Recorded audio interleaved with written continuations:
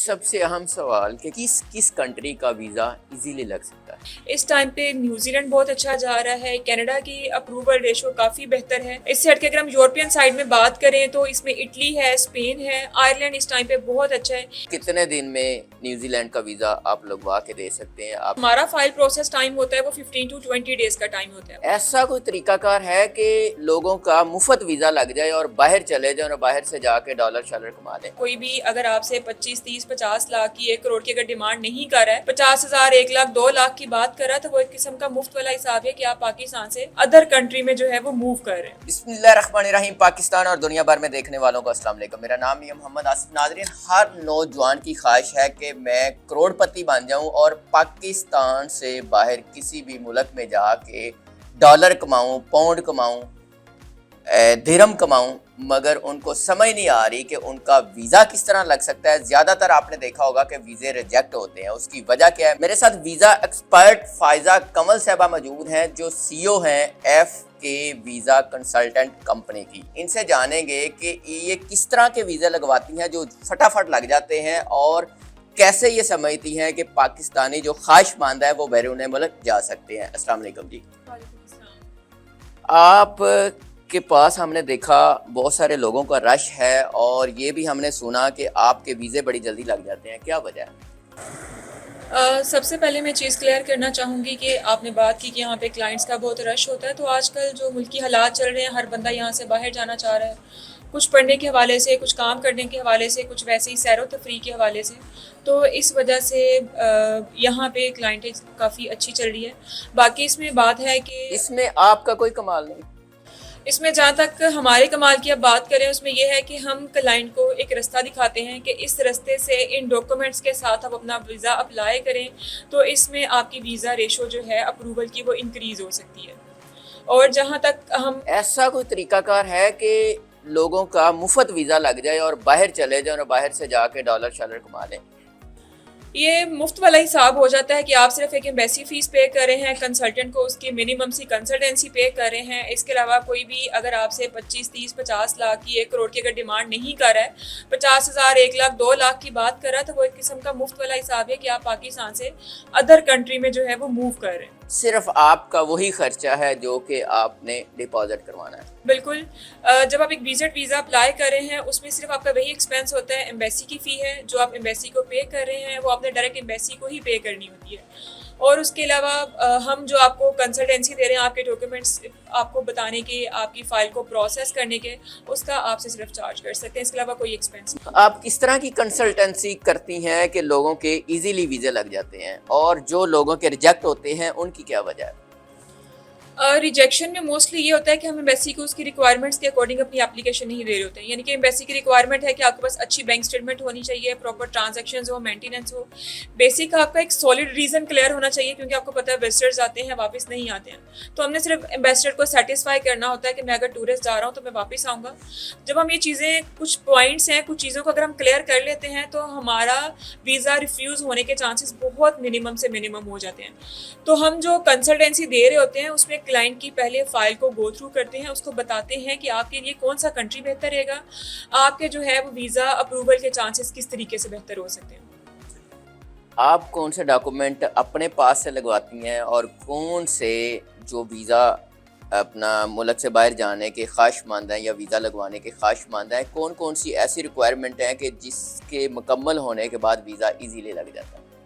Visit के लिए बहुत मिनिमम सी रिक्वायरमेंट होती हैं। 6 से 7 डॉक्यूमेंट्स हैं जो आपने कंप्लीट करने होते हैं। उसमें पासपोर्ट है, आईडी कार्ड है, बैंक स्टेटमेंट है, जो भी आप बिजनेस के डॉक्यूमेंट्स हैं। एक सॉलिड रीज़न है, वो आपने सिर्फ क्लियर करना है। उसके लिए हम जो सर्विसेज देते हैं कि हम साथ इन्विटेशन अटैच करते हैं, वो आपके लिए सपोर्टिव हो जाता है। उसकी बेस पे कह सकते हैं कि आपकी फ़ाइल की जो रेशो है वो अगर 50% है तो वो 80 प्लस में चली जाती है। इनविटेशन जो है वो उसी कंट्री का होता है जिस कंट्री में कोई ख्वाहिशमंद जाना चाह रहा है? बिल्कुल, जिस कंट्री के लिए आएगा वहीं से उसको हम इनविटेशन अरेंज करके देंगे, तो ही उस कंट्री में उसके अप्रूवल चांसेस बढ़ सकते हैं ना। अगर इस कंट्री में आ रहा तो इसके आने का ये सॉलिड रीज़न है यहाँ पे। रिजेक्शन जो आजकल ज़्यादा है उसकी क्या वजह है? लोगों को वो रिक्वायरमेंट्स पूरी नहीं करनी आ रही या डॉक्यूमेंट पूरे नहीं होते? रिजेक्शन रेशो इसलिए भी हमारा काफ़ी हाई हो चुका हुआ है कि आपको पता है कि जगह जगह पे कंसल्टेंट्स बैठे हुए हैं, जगह जगह पे एजेंट्स बैठे हुए हैं। उनको नहीं पता है कि हमने किस तरीके से डॉक्यूमेंट्स आगे एम्बेसी को प्रेजेंट करने हैं, आपकी बैंक स्टेटमेंट बेहतर है, आपके डॉक्यूमेंट्स कंप्लीट हैं या नहीं है। हर बंदा कह रहा है कि जी हम वीज़ा लगवा देंगे आपका, आएँ हमसे अप्लाई करें। इस वजह से कुछ लोग फेक डॉक्यूमेंट्स भी एम्बेसी को प्रेजेंट करते हैं, जिसमें आपकी बैंक स्टेटमेंट हो गई और इसके अलावा कुछ ऐसे आपका बिजनेस है, जॉब शो करा दी जाती है कि जो एग्जिस्ट ही नहीं कर रही होती है। तो उस वजह से भी आपका अप्रूवल से रिजेक्शन रेशो काफ़ी हाई हो जाता है। सबसे अहम सवाल कि किस किस कंट्री का वीज़ा इजीली लग सकता है? वैसे तो हर कंट्री में ही अगर आप उसकी रिक्वायरमेंट पूरी कर रहे हैं तो वीज़ा अप्रूवल के चांसेस काफ़ी अच्छे होते हैं, लेकिन एक टाइम होता है जिसमें एक कंट्री का वीज़ा अप्रूवल रेशो काफ़ी अच्छा चल रहा होता है। इस टाइम पे न्यूजीलैंड बहुत अच्छा जा रहा है, कनाडा की अप्रूवल रेशो काफ़ी बेहतर है। बस ये कि कनाडा की कुछ पॉलिसीज़ चेंज हुई हैं, लेकिन उसका अभी भी समझ लें कि रिस्पॉन्स काफ़ी अच्छा जा रहा है। इससे हट के अगर हम यूरोपियन साइड में बात करें तो इसमें इटली है, स्पेन है, आयरलैंड इस टाइम पे बहुत अच्छा है कि जिसका अप्रूवल तकरीबन समझ लें कि डेजी बेसिस पे उसके अप्रूवल्स आ रहे होते हैं। कितने दिन में न्यूजीलैंड का वीज़ा आप लगवा के दे सकते हैं आपकी कंसल्टेंसी से?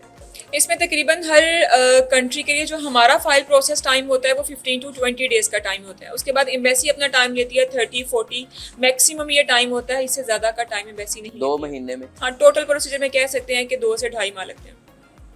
कम से कम कितना खर्चा है किसी कंट्री में इजीली जाने में? एम्बेसी फी है हर कंट्री की, वो डिफरेंट है। कम से कम किसकी कंट्री टू कंट्री वेरी करती है। मैक्सिमम जो आपकी एक्सीड करती है 60-70,000 है। मिनिमम जो एम्बेसी फी है वो 40-50,000 एम्बेसी की जो फी है। अभी वीज़ा लगवाने की रेशो क्या जा रही है और कितने % लोग मुल्क से बाहर जाना चाह रहे हैं?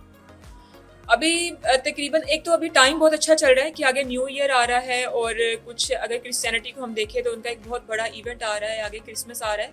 तो बाकी जो अदर कंट्रीज़ हैं वो इन 2 इवेंट्स को काफ़ी बड़े लेवल पे सेलिब्रेट करती हैं। तो ये जो 2-3 महीने होते हैं इसमें आपका यहाँ से बाहर लोगों के जाने का फ्लो बहुत अच्छा होता है। तो ये जो टाइम है जिसमें अगर अपनी एप्लीकेशंस को अप्लाई भी करेंगे तो आपको समझ लें कि जहाँ पे आपके नॉर्मल डेज में 60-70% चांसेस चल रहे होते हैं, यहाँ पे 80-90% तक आपके चांसेस पहुँच जाते हैं वीज़ा अप्रूवल्स की तरफ। तो ये अभी टाइम बहुत अच्छा है और यहाँ पे समझ लें कि इतने 70-80% तक ही लोग हैं जो एप्लीकेशंस अपनी अप्लाई करना चाह रहे हैं यहाँ से। जो विजिट वीज़ा है उसके लिए तो ठीक कह रही हैं, कोई भी जा सकता है। जो बिजनेस वीज़ा है या जो परमानेंट वीज़ा है उसके लिए किस तरह के लोग जो हैं वो एलिजिबल होंगे? बिजनेस वीज़ा के तो डेफिनेटली उसका पढ़ा लिखा होना ज़रूरी होता है, उसका बैकग्राउंड बिजनेस से रिलेटेड होना चाहिए, तो ही उसका बिजनेस वीज़ा अप्लाई किया जा सकता है। लेकिन बिजनेस वीज़ा अप्लाई करने के लिए अगर आपका जिस कैटेगरी का यहाँ पे बिजनेस है उसी से रेलिवेंट उस कैटेगरी का वहाँ से आपको बिजनेस स्पॉन्सर आना चाहिए। अच्छा मैम, एक डन बेस जो वीज़ा है कि आपका वीज़ा इतने रुपीस में हम डन करवाएंगे, लगवाएंगे, क्या उस तरह के मामलात भी आप करते हैं? नहीं सर, बिल्कुल भी। मैं आपको पहले ही चीज़ें क्लियर कर चुकी हूँ कि हम सिर्फ कंसल्टेंसी प्रोवाइड करते हैं। तो डन बेस वीज़ा का मतलब है कि मैं एक 100% गारंटी दे रही हूँ कि जी मैंने वीज़ा देना ही देना है। जहाँ मैं सिर्फ एक कंसल्टेंसी चार्ज कर रही हूँ उससे हट के मैं आपसे एक हैवी अमाउंट की डिमांड रखूँ, तो हम इन कैटेगरीज को बिल्कुल भी डील नहीं कर रहे हैं। हम एक लीगल वे में लीगल प्रोसेस के थ्रू आपको उसमें फ्रॉड ज़्यादा होता है? बिल्कुल, हमारे मार्केट में चल ही वो डन बेस रहा है और डन बेस में समझ लें कि 99.9% फ्रॉड ही है।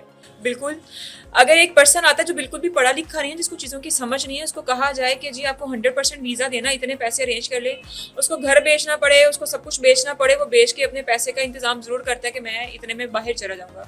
तो ये एक समझ लें कि फ्रॉड की तरफ हम ज़्यादा चले जाते हैं। तो इस तरह के लोग तो ज़्यादा हैं जो कह रहे हैं कि हमें डन करें, हम आपको पेमेंट देंगे। तो इसी तरीके से लोगों को समझने की ज़रूरत होती है कि यही पॉइंट है जिसके लिए मैं यहाँ पे बैठी हूँ, जो मैं लोगों को समझाना चाह रही हूँ कि वीज़ा किसी भी एजेंट कंसल्टेंट के हाथ में नहीं है। हमने आपको कंसल्टेंसी प्रोवाइड करनी है, आपकी वीज़ा अप्रूवल की तरफ रेशो को हमने इंक्रीज़ करवाना है।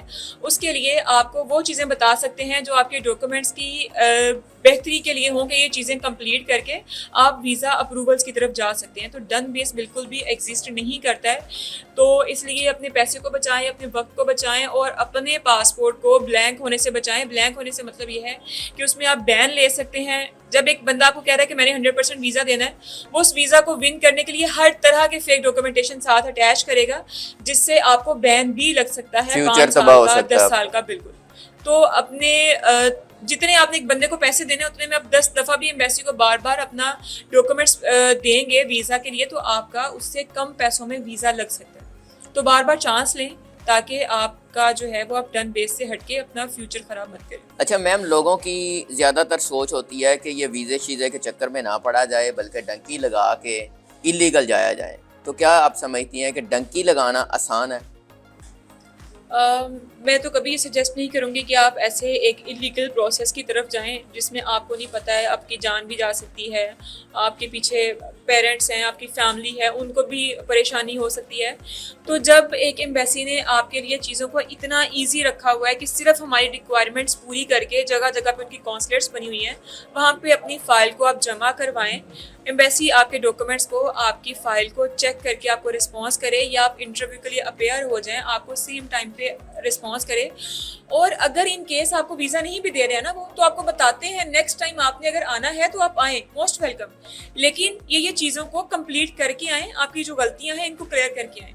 तो जब इतनी चीज़ें आपके लिए ईजी हो चुकी हुई हैं, तो मेरा नहीं ख्याल कि आपको इस तरह के मुश्किल हालात में खुद को डालने की ज़रूरत है। आप कम पैसों में वीज़े का कह रही हैं, यहाँ पे तो डंकी में 12-14 लाख रुपए लोग मांग लेते हैं। तो जो बिल्कुल डंकी ऐसे। लगाने वाले हैं उनको क्या मशवरा देंगी?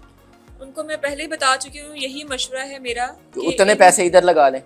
उससे कम, उसका हम ये कह लें कि चौथा हिस्सा भी यहाँ पे आपका नहीं लग रहा होगा जो आपने एक लीगल वे में प्रोसेस करना है, तो ये आपके लिए ज़्यादा बेहतर है। जी बहुत शुक्रिया नाज़रीन, इनकी सबसे अहम बात आपने सुनी है कि आप घर बैठे भी अपना वीज़ा लगवाने की कोशिश करें, इनको कोई एतराज़ नहीं है, और इनके पास आएँ, फ्री ऑफ कास्ट सर्विसेज लें और ख़ुद से ट्राई करें अगर आप डॉक्यूमेंटेशन पूरी कर सकती हैं। अगर नहीं तो फिर इनसे मशवरा लें, इन नंबरों पर रब्ता करें डायरेक्टली इनसे, और इनसे समझें कि किस तरह पाकिस्तान से बाहर जाके लीगली तौर पे पैसे कमा सकते हैं, विजिट कर सकते हैं, वीज़ा किस तरह लगवा सकते हैं और क्यों वीज़ा आपका रिजेक्ट होता है।